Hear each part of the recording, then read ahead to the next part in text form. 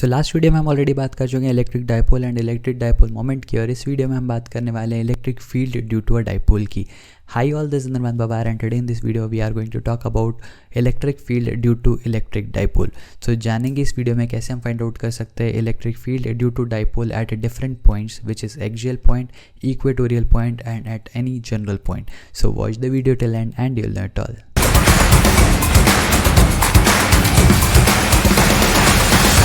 So let's get started with how to find electric field due to an electric dipole। लेकिन before I get started, अगर आप मेरे videos regularly follow कर रहे हैं लेकिन अब तक आपने चैनल को सब्सक्राइब नहीं किया, सो आई वुड हाईली रिकमेंड कि आप जाकर एक बार चैनल को जल्दी से सब्सक्राइब कर दें, बिकॉज चैनल सब्सक्राइब करने से आपको मेरे डेली बेसिस पे अपलोड होने वाले वीडियोज़ के नोटिफिकेशन मिलते रहेंगे। साथ ही साथ जब कभी आप यूट्यूब ओपन करेंगे आपको होम फीड पर जो भी मेरा लेटेस्ट अपलोडेड वीडियो है वो मिल जाएगा, और इस तरीके से आप कोई भी वीडियो मिस आउट नहीं करेंगे। ठीक है, okay, so let's get started. तो सबसे पहले हम बात करने वाले हैं electric field due to dipole at any axial point of dipole. अब इसका मीनिंग क्या है, इसको ध्यान से समझना। एक्सियल पॉइंट का मतलब है कि अगर मेरे पास कोई एक डाइपोल है तो उस डाइपोल के लेंथ के अलॉन्ग ही एट सम डिस्टेंस अगर कोई एक पॉइंट अवेलेबल है, उस पॉइंट पर मैं इलेक्ट्रिक फील्ड निकालना चाहता हूँ तो मैं उस पॉइंट को एक्सियल पॉइंट बोलूँगा। सही है, तो इसका डायग्राम कैसा दिखेगा? इसका डायग्राम कुछ इस तरीके से दिखेगा जहाँ पर मेरे पास एक माइनस क्यू और प्लस क्यू चार्ज अवेलेबल है जो कि सेंटर पॉइंट से एल डिस्टेंस पे, तो बेसिकली इन दोनों के बीच का सेपरेशन 12 है। और जो सेंटर ऑफ डाइपोल है उससे r डिस्टेंस दूर मैंने एक पॉइंट m बनाया है और मैं m पॉइंट पे इलेक्ट्रिक फील्ड निकालना चाहता हूँ ड्यू टू दिस डाइपोल। सही है, कैसे फाइंड आउट करेंगे ध्यान से देखेंगे। सो सबसे पहले अगर मैं देखूँ तो यहाँ पे m पॉइंट के ऊपर जो इलेक्ट्रिक फील्ड आने वाली है वो दो चार्जेस की वजह से आएगी। पहला एक जो पॉजिटिव चार्ज है उसके वजह से, और दूसरा जो नेगेटिव चार्ज है उसके वजह से। तो पॉजिटिव चार्ज की वजह से जो इलेक्ट्रिक फील्ड आएगी वो डेफिनेटली ज़्यादा होगी क्योंकि पॉजिटिव क्यू चार्ज जो है वो m पॉइंट से पास में है। तो मैं यहाँ पे क्या लिखूँगा, मैं यहाँ पे नेट इलेक्ट्रिक फील्ड का एक्सप्रेशन लिख दूंगा। फिलहाल हम डायरेक्शन की बात नहीं करेंगे, फिलहाल हम सिर्फ मैग्नीट्यूड फाइंड आउट करेंगे, फिर डायरेक्शन हम लेटर ऑन डिसाइड करेंगे। ठीक है, तो इन दोनों में से ज़्यादा स्ट्रॉन्गर इन्फ्लुएंस किसके इलेक्ट्रिक फील्ड का होगा? डेफिनेटली पॉजिटिव चार्ज की। तो उसकी वजह से m पॉइंट पे आने वाला इलेक्ट्रिक फील्ड कितना हो जाएगा? KQ upon square of distance. अब स्क्वायर ऑफ डिस्टेंस कितना है? m पॉइंट और प्लस क्यू चार्ज के बीच में। अगर आप यहाँ पे देखो तो टोटल डिस्टेंस अगर r है, r में से मैं l को सब्ट्रैक्ट कर दूँ तो मुझे मिल जाएगा distance between plus Q charge and m point. Correct, तो मैं यहाँ पे इसको क्या लिख सकता हूँ? मैं इसको लिख सकता हूँ r माइनस l का होल वाला square. Now this is the electric field due to positive Q charge. ठीक है, अब नेगेटिव चार्ज की वजह से जो इलेक्ट्रिक फील्ड आने वाली है वो क्या होगी? वो नेगेटिव में आएगी क्योंकि डायरेक्शन ऑपोजिट होगा। प्लस चार्ज की वजह से इलेक्ट्रिक फील्ड दूर जाएगी, नेगेटिव चार्ज की वजह से इलेक्ट्रिक फील्ड ऑपोजिट डायरेक्शन में जाएगी। तो यहाँ पे मैं लिखूँगा minus of again KQ upon, अब यहाँ पे डिस्टेंस कितना है m पॉइंट से नेगेटिव चार्ज का? It is nothing but r plus l का होल वाला स्क्वायर। करेक्ट, इसको सॉल्व कर लेते हैं। तो यहाँ पे मुझे KQ कॉमन मिल जाएगा, I will get 1 upon r minus l का whole square minus 1 upon r plus l का होल स्क्वायर। करेक्ट, चलो तो अब नेक्स्ट स्टेप में मैं क्या लिख सकता हूँ? मेरा KQ जो है वो अभी भी कॉमन है, I can write r plus l का होल वाला square minus r minus l का होल वाला स्क्वायर डिवाइडेड बाय, यहाँ पे देखो I have r minus l into R plus L और दोनों का स्क्वायर है, तो I can write this down as r minus l into R plus L मिलकर हो जाएगा क्या? r square minus l square, और दोनों का होल स्क्वायर ऑलरेडी अवेलेबल था। करेक्ट है क्या? तो यहाँ से मुझे क्या मिलेगा? KQ मेरे पास अभी कॉमन आएगा, यहाँ से आई can write r square plus l square plus 2rl minus r square minus l square plus 2rl। Correct है क्या? बाहर ब्रैकेट के बाहर नेगेटिव साइन था, वो भी मैंने सारे टर्म्स के साथ मल्टीप्लाई करके लिखा है, तो उस चीज़ को ध्यान से समझना। r square minus l square का होल स्क्वायर जो है वो डिनोमिनेटर में अभी भी बना रहेगा। यहाँ से मेरा r स्क्वायर और l स्क्वायर जो है वो कैंसिल आउट हो जाएगा and I will get net electric field is equals to KQ तो बाहर था ही था, अंदर बचेगा 2rl plus 2rl which is nothing but 4rl, और नीचे क्या है? नीचे है मेरे पास r square minus l square का होल वाला स्क्वायर। करेक्ट है, चलो अब यहाँ पे एक छोटा सा काम हम करेंगे कि ब्रैकेट को ओपन करेंगे, आई will gate KQ 4rl upon r square minus l square का होल वाला स्क्वायर। करेक्ट, अब इस चीज़ को ध्यान से समझना और ट्राई करना कि समझने का जो मैं यहाँ पे लिख रहा हूँ। यहाँ पे आई कैन राइट KQ जो 4rl लिखा है, यहाँ से मैं 2l को एक साथ लिख रहा हूँ Q के साथ, तो बचा क्या? 2r। करेक्ट, 2r बच गया, और यहाँ पे आई can write r square minus l square का होल स्क्वायर। करेक्ट, तो जो मेरा 4rl लिखा हुआ था, 4rl को ही लिखने का मेरा तरीका क्या है? 4rl को लिखने का तरीका मेरा 2l इंटू 2r है ना। तो मैंने ये ऐसा क्यों किया वो भी आपको समझ में आ जाएगा, क्योंकि Q इंटू 2L जो है वो मेरा डायपोल मोमेंट होता है ना, इफ़ यू रिमेंबर। तो मैं इसको लिख सकता हूँ K2R upon R² minus L² का होल वाला स्क्वायर, ठीक है। तो ये मेरा बन जाएगा क्या, 2KPR अपॉन, अब देखो R² माइनस L² में से अगर आप ये चीज़ को समझो तो R जो है वो कंपेयर टू L काफ़ी बड़ा है ना। तो यहाँ पे अगर देखो तो R जो है वो मेरा काफ़ी बड़ा है एज़ कम्पेयर टू L, और इसीलिए मैं R के कंपैरिजन में L को इग्नोर कर सकता हूँ। तो R² माइनस L² में से R² माइनस L² को मैं अप्रॉक्सीमेटली इक्वल टू R² लिख सकता हूँ, जिसका होल स्क्वायर होकर मुझे मिल जाएगा R का पावर 4। तो एक R कैंसिल हो जाएगा, I'll get 2KP upon R का क्यूब, ठीक है। तो यहाँ से मेरा नेट इलेक्ट्रिक फील्ड का जो एक्सप्रेशन बन गया मैग्नीट्यूड वाइज वो क्या बन गया, 2KP अपॉन R क्यूब, ठीक है। तो ये तो मेरा मैग्नीट्यूड बन गया किसका, नेट इलेक्ट्रिक फील्ड का, जो कि आएगा eight any axial point because of electric dipole. लेकिन सर इसका वेक्टर फॉर्म क्या होगा और इसका डायरेक्शन क्या होगा, इसको समझने का ट्राई करते हैं, ठीक है। तो एम पॉइंट पे देखो, एम पॉइंट पे जो मेरा पॉजिटिव चार्ज है उसकी वजह से जो इलेक्ट्रिक फील्ड आएगी वो कुछ इस तरीके से आएगी, है ना। तो इसको मैं E1 लिख देता हूँ फिलहाल लेट्स से। और जो नेगेटिव चार्ज है उसकी वजह से इलेक्ट्रिक फील्ड ऑपोजिट डायरेक्शन में आएगी। लेकिन इसकी लेंथ मैं यहाँ पे छोटी बना रहा हूँ, क्यों, क्योंकि E1 और E2 में से सिंस मेरा पॉजिटिव चार्ज पास में है तो E1 की वैल्यू ज़्यादा होगी और E2 की वैल्यू कम होगी। तो जो मेरा नेट इलेक्ट्रिक फील्ड आने वाला है at point M, that will be directed somewhere towards right, है ना। तो राइट साइड में ही मेरा ई नेट का डायरेक्शन होगा which is also the direction of dipole, है ना। तो यहाँ पे देखो जो मेरे पास डाइपोल बना हुआ था, इस डाइपोल में अगर आप डाइपोल का डायरेक्शन देखो तो डाइपोल का डायरेक्शन भी लेफ़्ट टू राइट है, और उसी तरीके से यहाँ जो मेरी नेट इलेक्ट्रिक फील्ड आई है उसका डायरेक्शन भी लेफ़्ट टू राइट है।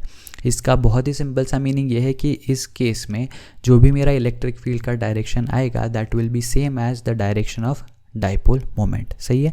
तो इसीलिए what I can do is, अगर इसी चीज़ को मैं वेक्टर फॉर्म में लिखना चाहूँ तो आई कैन राइट मेरा ई नेट जो है वेक्टर फॉर्म में, that will be nothing but 2K vector upon R का क्यूब, सही है क्या। तो जैसे ही मैंने यहाँ पे P के ऊपर वेक्टर साइन लगा दिया, अब ये चीज़ बड़ी क्लियर हो गई कि जो मेरा इलेक्ट्रिक फील्ड है उसका डायरेक्शन वो भी वही रहेगा जो कि मेरा डाइपोल मोमेंट का डायरेक्शन होगा, सही है। तो इसीलिए मैंने ई नेट वेक्टर को लिख दिया 2KP vector divided bye R का क्यूब, सही है। सो आई होप ये चीज़ आपको समझ में आएगी कि किस तरीके से हमने एक्सियल पॉइंट के ऊपर डाइपोल की वजह से इलेक्ट्रिक फील्ड को फाइंड आउट किया, है ना। तो net electric field find out करना बहुत आसान, हमने सिर्फ और सिर्फ नॉर्मल सा जो हमारा इलेक्ट्रिक फील्ड का एक्सप्रेशन है वो लगाया है और उसको सॉल्व करके हम इस स्टेप तक पहुँच गए, ठीक है। आगे बढ़ते हैं टू नेक्स्ट केस जहाँ पे हम बात करने वाले हैं electric field due to dipole at any equatorial point of dipole. अब इक्वेटोरियल पॉइंट का मीनिंग बड़ा सिंपल सा कि जो डाइपोल का परपेंडिकुलर बाइसेक्टर बनने वाला है उस परपेंडिकुलर बाइसेक्टर के ऊपर मौजूद किसी भी एक पॉइंट के ऊपर कितनी इलेक्ट्रिक फील्ड होगी ये मैं फाइंड आउट करना चाहता हूँ, है ना। तो इसका डायग्राम मैंने यहाँ पे ऑलरेडी बना रखा है। यहाँ पे देखो प्लस क्यू और माइनस क्यू, इस तरीके से मेरे पास दो चार्जेस हैं जो सेपरेटेड है by distance 2L as it is जो होता है हर बार, है ना। तो यहाँ पे मेरे पास एक डाइपोल मौजूद है। अब मैंने इसका एक परपेंडिकुलर बाइसेक्टर बनाया और उसके ऊपर एक पॉइंट ले लिया पॉइंट M, और इस पॉइंट M के ऊपर मैं इलेक्ट्रिक फील्ड फाइंड आउट करना चाहता हूँ। कैसे बनेगी, क्या मिलेगी, फटाफट से ट्राई करते हैं इसको समझने का। अगेन जैसा कि पहले हमने मैग्नीट्यूड सॉल्व किया था लास्ट केस में, यहाँ पे भी मैं पहले सिर्फ और सिर्फ मैग्नीट्यूड पे फोकस करूँगा। ध्यान से देखना, M पॉइंट के ऊपर अगर आप देखो प्लस क्यू चार्ज की वजह से जो इलेक्ट्रिक फील्ड आएगी वो कैसी जाएगी, अवे फ्रॉम द चार्ज, और माइनस क्यू की वजह से जो इलेक्ट्रिक फील्ड आएगी that will be towards the charge. तो यहाँ पे इस चीज़ से आपको समझ में आ रहा होगा कि अगर इन दोनों इलेक्ट्रिक फील्ड्स को, लेट्स से इस इलेक्ट्रिक फील्ड को मैं E बोलूँ और इस इलेक्ट्रिक फील्ड को भी मैं E बोलूँ, तो अगर मैं इनको देखूँ तो इनका रिजल्टेंट कुछ इस डायरेक्शन में आएगा, हॉरिजॉन्टल डायरेक्शन में, करेक्ट। और साथ ही साथ ये दोनों के मैग्नीट्यूड्स भी सेम है क्योंकि पूरा का पूरा फिगर सिमेट्रिक है। तो ऊपर जाने वाला जो इलेक्ट्रिक फील्ड है वही इक्वल होगा नीचे जाने वाले इलेक्ट्रिक फील्ड के। तो जो मेरा नेट इलेक्ट्रिक फील्ड आएगा, है ना, जो मेरा नेट इलेक्ट्रिक फील्ड आएगा that will be completely horizontal, जो ऊपर भी एंगल थीटा बनाएगा और नीचे भी एंगल थीटा बनाएगा, सही है क्या। तो corresponding angles and alternative angles से आप ये चीज़ चेक कर सकते हो कि जो एंगल मेरा E मेरे नेट इलेक्ट्रिक फील्ड के साथ बनाएगा दोनों ही एंगल थीटा होंगे, करेक्ट। तो मैं नेट इलेक्ट्रिक फील्ड को सिंपली लिख सकता हूँ 2 times of E cos theta, correct. तो अगर मैं किसी तरीके से 2E cos थीटा निकाल लूँ तो वही मेरा क्या बन जाएगा, नेट इलेक्ट्रिक फील्ड। सर ऐसे कैसे हो गया, फिर साइन कंपोनेंट का क्या हुआ। तो अगर आप देखो ऊपर वाले इलेक्ट्रिक फील्ड का साइन कंपोनेंट ऊपर जाएगा और नीचे वाले इलेक्ट्रिक फील्ड का साइन कंपोनेंट नीचे आएगा। सिंस दोनों के मैग्नीट्यूड सेम है तो ऊपर का वर्टिकल कंपोनेंट और नीचे का वर्टिकल कंपोनेंट एक दूसरे को कैंसिल आउट कर देंगे और सिर्फ दोनों के जो हॉरिजॉन्टल कंपोनेंट्स है वो ऐड अप होंगे and that will give me 2E cos theta as the net electric field. Correct है। तो फाइंड आउट करना है, इसको स्टार्ट करते हैं। सबसे पहली चीज़, अगर मैं देखूँ ये राइट एंगल ट्रायंगल को ध्यान से देखूँ तो मेरा आर जो है परपेंडिकुलर है और एल जो है मेरा बेस है। तो यहाँ से मैं हाइपोटेनस की लेंथ को लिख सकता हूँ √r² प्लस l²। करेक्ट है। अब इसको लिखना स्टार्ट करते हैं, सॉल्व करना स्टार्ट करते हैं। तो जो मेरी नेट इलेक्ट्रिक फील्ड होगी magnitude wise that will be nothing but 2E cos theta. Correct. अब ये 2 है, E के जगह देखो E क्या है, E इलेक्ट्रिक फील्ड है। E can be written as Q तो Q ही रहेगा डिवाइडेड बाय डिस्टेंस का स्क्वायर। अब डिस्टेंस कितना आएगा, यहाँ पे देखो r² प्लस l² का अंडर रूट लिख रखा है मैंने।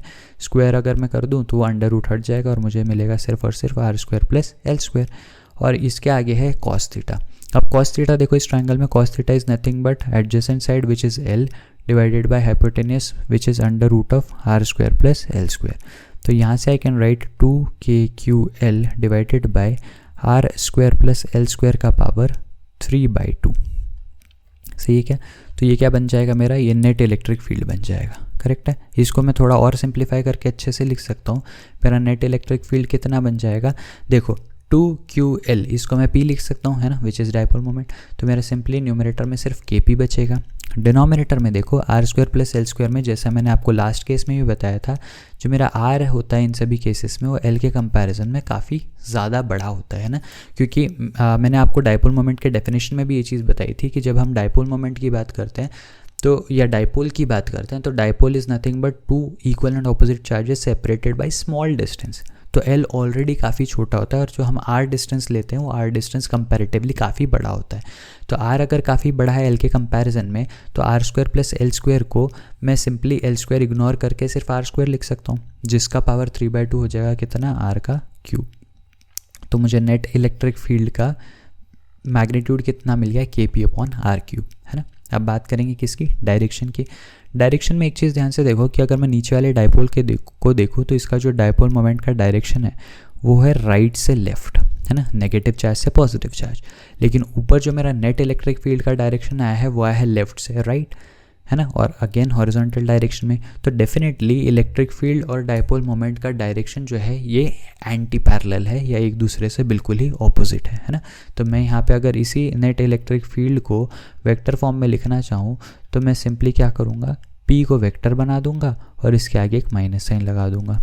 इसका मतलब ये है कि जो मेरा P वेक्टर है उससे ऑपोजिट डायरेक्शन में मेरा इलेक्ट्रिक फील्ड वेक्टर है जो कि रिप्रेजेंट कर रहा है नेगेटिव साइन, और साथ ही साथ मैंने P के ऊपर भी वेक्टर लगा दिया। तो अब डेफिनेटली दोनों साइड मेरी वेक्टर क्वांटिटीज़ बन गई।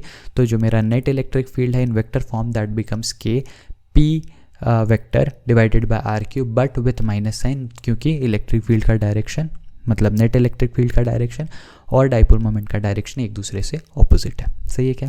Now having understood this let's move on to third and very last case, जहाँ पे हम फाइंड आउट करने वाले हैं electric field due to dipole eight any general point of dipole है ना। तो यहाँ पर ना ही एक्सियल पॉइंट है ना ही इक्वेटोरियल पॉइंट है, ये कोई भी एक रैंडम पॉइंट है जो पॉइंट M मेरे पास अवेलेबल है। अब इस केस को हम किस तरीके से सॉल्व करेंगे ये ध्यान से देखो।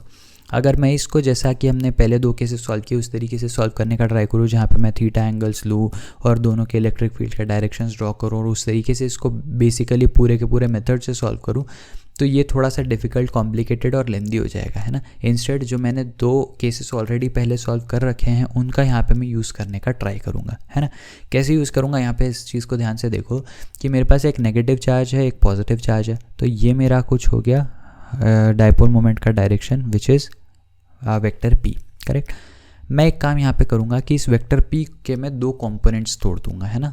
तो मैं क्या कर रहा हूँ, बेसिकली जो मेरा डायपोल मोमेंट है उसी के 2 कंपोनेंट्स तोड़ रहा हूँ, या मैं बोल सकता हूँ कि इसी डायपोल के मैं 2 छोटे छोटे टुकड़े करके कुछ इस तरीके से इसको रीअरेंज कर रहा हूँ कि इसका जो एक कंपोनेंट जाएगा वो इस लाइन के अलॉन्ग जाएगा and it will become P cos theta, और जो दूसरा कंपोनेंट आएगा मेरे डायपोल का वो कुछ इस तरीके से जाएगा which will become P sine theta, है ना।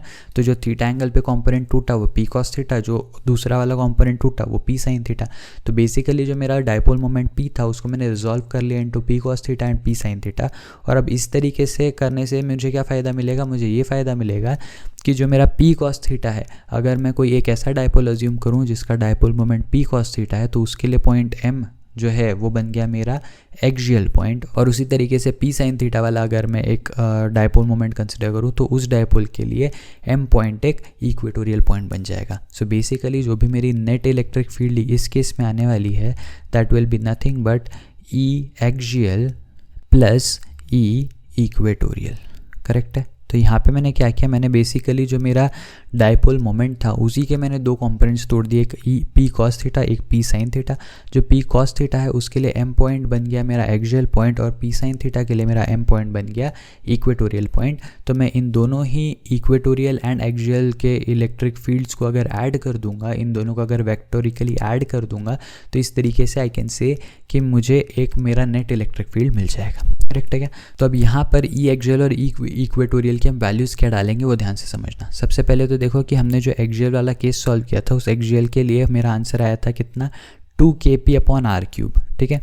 तो वो भी आंसर सेम टू सेम यहाँ भी आएगा 2kp/r³। तो आई कैन राइट 2kp/r³, लेकिन यहाँ पर मेरा p जो है वो p नहीं है, इंस्टेड वो p cos थीटा है। तो यहाँ पे मुझे लिखना पड़ेगा p cos थीटा, करेक्ट है क्या। तो 2kp cos थीटा मुझे मिल जाएगा axial component of this electric field. अब ये जो इक्वेटोरियल वाला पॉइंट है उसके लिए मैंने कितना निकाला था, यहाँ पे देखो लास्ट पेज पे जाके मैंने kp/r³ आंसर निकाला था, ठीक है। तो यहाँ पे मुझे क्या मिलेगा, kp/r³, लेकिन यहाँ पे p नहीं है, इक्वेटोरियल पॉइंट ये p साइन थीटा वाले के लिए है ना, तो ये p के जगह p साइन थीटा आएगा। अब ध्यान से देखो, मेरा ई एक्सियल और ई इक्वेटोरियल का मैं वेक्टर सम कर रहा था। तो जब मैं नेट इलेक्ट्रिक फील्ड का मैग्नीट्यूड निकालना चाहता हूँ तो इसके मैग्नीट्यूड के लिए मुझे इन दोनों के कंपोनेंट्स का स्क्वायर जो है उनको ऐड करना पड़ेगा और उसका अंडर रूट लेना पड़ेगा, because that is how I get the magnitude of resultant, correct है। तो अब यहाँ से देखो दोनों जगह kp/r³ जो है वो कॉमन दिख रहा है, तो आई कैन राइट kp/r³ का स्क्वायर जो है वो कॉमन लेके बाहर आएगा और वो अंडर रूट से बाहर सीधा सीधा आ जाएगा। मेरे पास अंडर रूट के अंदर क्या बचेगा, 2 का स्क्वायर 4 है, यहाँ पे आई will gate 4 cos square theta from first bracket और सेकंड ब्रैकेट से आई will gate sine square theta, because बाकी सारी चीज़ें ऑलरेडी बाहर आ चुकी है। तो आई विल गेट kp/r³, और यहाँ पर देखो जो मेरा 4 cos square theta plus sine theta, इसमें से अगर मैं एक cos स्क्वायर थीटा को साइन स्क्वायर थीटा के साथ ऐड कर दूँ तो मुझे आंसर मिलेगा 1। तो आई कैन राइट 1 प्लस बचा कितना, 3 cos स्क्वायर थीटा, करेक्ट। तो ये बन जाएगा मेरा नेट इलेक्ट्रिक फील्ड का मैग्नीट्यूड, करेक्ट है क्या। तो इस चीज़ को यहाँ पे ध्यान से देखो कि जब कभी हम इस तरीके से एट एनी जनरल पॉइंट अगर हम इलेक्ट्रिक फील्ड निकाल रहे हैं तो हम क्या करेंगे, हम इसको इंस्टेड ऑफ सॉल्विंग पूरा ट्रेडिशनल मेथड से हम जो मेरा डाइपोल मोमेंट है p, उसी के दो कंपोनेंट्स तोड़ देंगे, p cos theta p sin theta. p cos theta के लिए एक्सियल पॉइंट बन जाएगा, p sin थीटा के लिए इक्वेटोरियल पॉइंट बन जाएगा। तो दोनों के मैग्नीट्यूड्स का वैल्यू अगर मैं लेके इसका रिजल्टेंट फाइंड आउट कर लूँ और इसके रिजल्टेंट का मैग्नीट्यूड फाइंड आउट कर लूँ तो मुझे नेट इलेक्ट्रिक फील्ड इस तरीके से मिल जाएगी, which comes out to be kp/r³ under root of 1 + 3 cos square theta, सही है क्या। और जैसा कि आपको पता है यहाँ पर अगर m पॉइंट पे मैं डायरेक्शन की बात करूँ तो डायरेक्शन कैसा दिखेगा, सबसे पहले एक्सियल की वजह से हमको पता है, एक्सियल की वजह से इलेक्ट्रिक फील्ड जो होती है उसका direction is in the same direction जिस डायरेक्शन में मेरा डायपोल मोमेंट होता है। तो इसका एक कंपोनेंट जाएगा कुछ इस डायरेक्शन में which is E axial, correct. और जब ई इक्वेटोरियल की बात करूँगा तो ई इक्वेटोरियल के केस में हमने माइनस साइन लगाया था विच वाज रिप्रेजेंटिंग कि जो मेरा डायपोल मोमेंट है उसका डायरेक्शन और इक्वेटोरियल पॉइंट वाले इलेक्ट्रिक फील्ड का डायरेक्शन ऑपोजिट होता है ना। तो अगर ये पी साइन थीटा इस तरीके से नीचे जा रहा है तो एम पॉइंट पे जो मेरा इक्वेटोरियल पॉइंट का इलेक्ट्रिक फील्ड आएगा ई इक्वेटोरियल, वो कुछ इस डायरेक्शन में आएगा, करेक्ट। और इन दोनों की वजह से जो मेरा नेट इलेक्ट्रिक फील्ड बनने वाला है, नेट इलेक्ट्रिक फील्ड कुछ इस डायरेक्शन में आएगा विच is nothing but E net, correct है क्या। तो यहाँ पे नेट इलेक्ट्रिक फील्ड का अगर आपको डायरेक्शन निकालना है तो डेफिनेटली आप कर सकते हो क्या, tan अल्फ़ा है ना, अगर मैं इस एंगल को अल्फ़ा बोल दूँ तो tan अल्फ़ा कितना हो जाएगा, it will be nothing but E equatorial, है ना, तो आप इक्वेटोरियल की वैल्यू निकाल लोगे और उसको डिवाइड कर दोगे किससे, ई एक्सियल से। तो इस तरीके से आपको एंगल अल्फ़ा मिल जाएगा। और अगर मैं आपको पूछ लूँ कि ई नेट का डायरेक्शन क्या है with respect to the dipole, तो यहाँ पे देखो ये थीटा के बाद ऊपर जाने पे अल्फ़ा एंगल मिल रहा है। तो I can right direction of E net with dipole कितना हो जाएगा। ये एंगल की अगर मैं बात करूं तो ये पहले तो मैं थीटा एंगल गया और थीटा एंगल के ऊपर मैं अल्फ़ा एंगल और जा रहा हूं, तो ये हो जाएगा थीटा प्लस अल्फ़ा। करेक्ट है क्या? सो आई होप इस वीडियो में डिस्कस किए गए तीनों के जो मेथड्स है, जो तीनों डिफरेंट पॉइंट्स है, उन तीनों डिफरेंट पॉइंट्स पे मैंने इलेक्ट्रिक फील्ड जिस तरीके से निकाली वो आपको समझ में आया होगा। अगर आपको आज की वीडियो में डिस्कस किए गए किसी भी केस में कहीं पर भी कोई क्वेरी है, सो प्लीज़ मुझे कमेंट सेक्शन में लिख के बताना। I will try my best to provide you the solution for the same. साथ ही साथ इस वीडियो के लिए कोई पॉजिटिव या नेगेटिव फीडबैक हो वो भी मुझे कमेंट सेक्शन में लिख के बताना। I will be more than happy to read it out and improvise on the same in my coming videos. अगर वीडियो आपने एंड तक देख लिया और ये वीडियो आपको पसंद आया है तो वीडियो को ज़रूर एक लाइक कर देना, चैनल को सब्सक्राइब कर देना और इस वीडियो को अपने फ्रेंड्स के साथ शेयर कर देना, सो दैट ये वीडियो ज़्यादा से ज़्यादा लोगों की हेल्प कर सके। I will see you again in the next video. Till then be happy, be safe, take care, bye bye.